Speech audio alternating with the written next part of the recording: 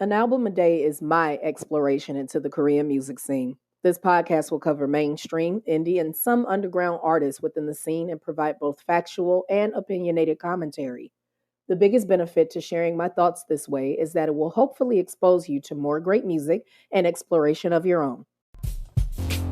You're tuned into an album a day. Show, start.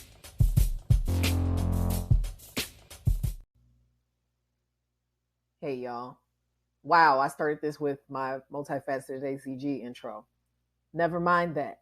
So, yesterday, I had that moment where I was kind of flip flopping with 2 a.m. because we started with their studio albums instead of the EPs, extended plays.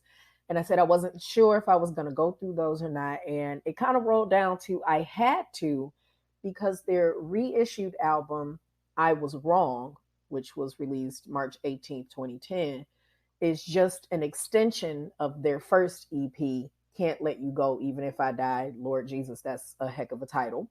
And that came out January 21st, 2010. That's the album that was associated with their first music show win. They won on Ikigayo with that. So even though their first album, their actual studio album, was October 26th, 2010, and that's obviously months down the line, they had already had something on the scene before, again with Big Hit. So K-pop fans, on a scale of 1 to 5, with 5 being, I'm trying to remember this off the top of my head, I usually read it. 5 being a major listen, and I know that's incorrect, and a 1 not worth mentioning, the A3 day rating on this is a solid 4. And this is because, and I'm ranking both. I'm ranking Can't Let You Go Even If I Die as its own 15-minute EP, plus the reissue of it, which was I Was Wrong.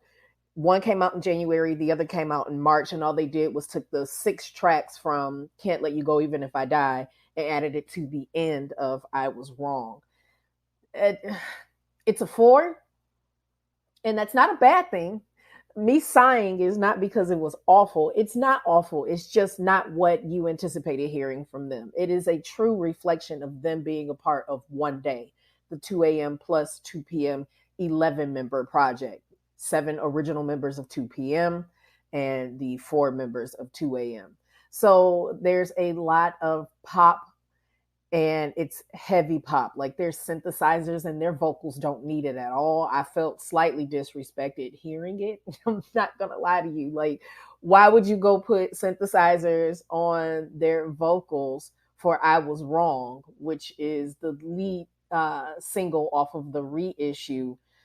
Like, they didn't even need that. They did not need that. They the bomb without it. And they already proved it on the next album. So it was more concept than it was necessity. Hold on. For those who are watching this on the video version, my camera is giving way to a gangster lean right now. So I'm sorry for that.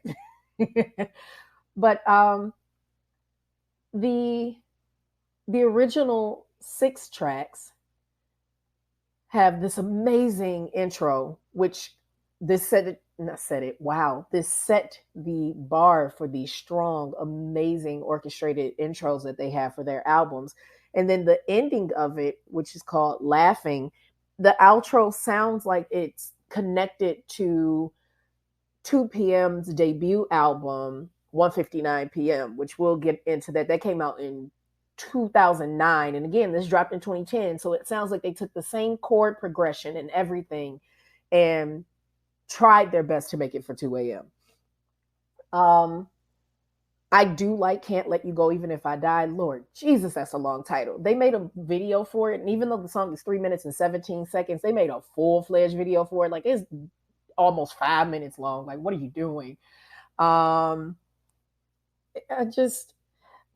them coming off of 2 back-to-back 5s, it's just a little disappointing that they weren't able to continue that. But again, this is my own doing. This is my own fault, because I started with the studio albums first and not what was actually released first. So it would have been a more dynamic progression for me. I would have been like, oh, okay, well, this sounds like part of 2 p.m., the parts that 2 p.m. couldn't sing.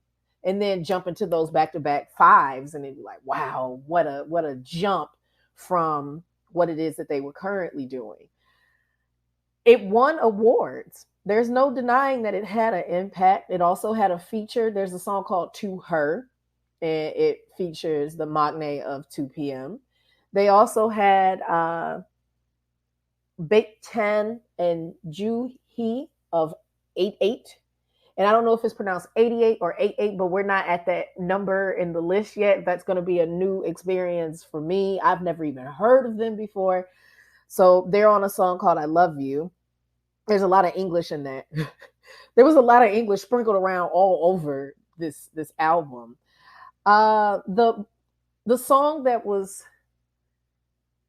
most forgettable, like I genuinely cut it off while it was playing, is the middle track on the reissue. The song is called Lost. It's 3 minutes 40 seconds long. I didn't care for it at all. It just didn't do anything for the gentlemen. They are and deserve to be acknowledged as ballad group, ballad musicians. They have these strong, super powerful, yet extremely sultry vocal capacities. And they diminish that with a whole bunch of electronic music and 808s, and that I can't get over that auto tune, y'all. I can't get over it. Nonetheless, this bad boy had some really good rankings. Gone Weekly album chart for Can't Let You Go Even If I Die peaked at number 2, and it peaked at number 2 domestically as well. For the yearly album chart for 2010, this was number 21. The single Can't Let You Go Even If I Die peaked at number 1. And then when they did the reissue with I Was Wrong, that peaked at number 2. So it literally backed itself.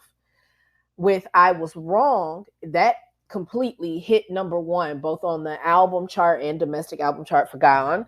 And then for the yearly album chart, it peaked at 38. So this album, in its original EP version and its reissue, both of them were in the top 50 2010 albums for Gone at that time. So it's evidently dynamic. It catered to the interests of consumers at that time and everything. But again, with me starting in the order that I did, I don't think I would have been impressed with them. I don't think if when I heard them in 2013, this being the first album, I would have been sold. If this was 2 p.m., yes, because this is their concept. This is their sound. And I get it. When you put 2 a.m. and 2 p.m. together and you create the mega band one day, it has to cater to both sides.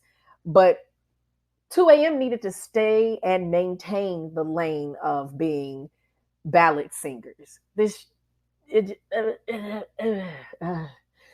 I'm blown away by the fact that it just did so impressive in terms of promotion and whatnot. Like at the time, Girls' Generation O was on the charts, and this topped it. Like, are you kidding me? The freaking Nation's girl group. This top, I freaking love the album Oh by Girls' Generation. We're nowhere near going through this. It was a huge hit. Like, I don't understand how it topped it. I just don't get it. It has my song on there. All My Love Is For You is my favorite Girls' Generation song, and it's Japanese, so we really won't be talking too much about it here on the podcast. But like, this topped that. I know 2 a.m. had to be feeling themselves when they found out that it topped it. It also topped CM Blues' I'm a Loner, which is a very good album too. We'll get down to that when we do. I'm blown away by that. But a 4 nonetheless, y'all. A 4 nonetheless. And I promise when I do the next review, I will make sure to have my little script appropriately in front of me so that I can say my little zinger correctly. I'm still learning it. We're not even 2 weeks into this yet, so I'm still learning my own little jargon and whatnot. But check this one out if you're not so much for the love, drippy, oozing ballad emotions and whatnot, and you want something more radio pop-esque. It might work for you. It works. I just prefer that this would be a 2 p.m. album. And when we get into 2 p.m., if you're unfamiliar with them, then you'll be able to understand more. So go listen to this. I'm telling you, it's not hard to find. This was only 9 years ago, so you'll easily find it on YouTube if you want to see the videos too, or at least see what these gentlemen look like.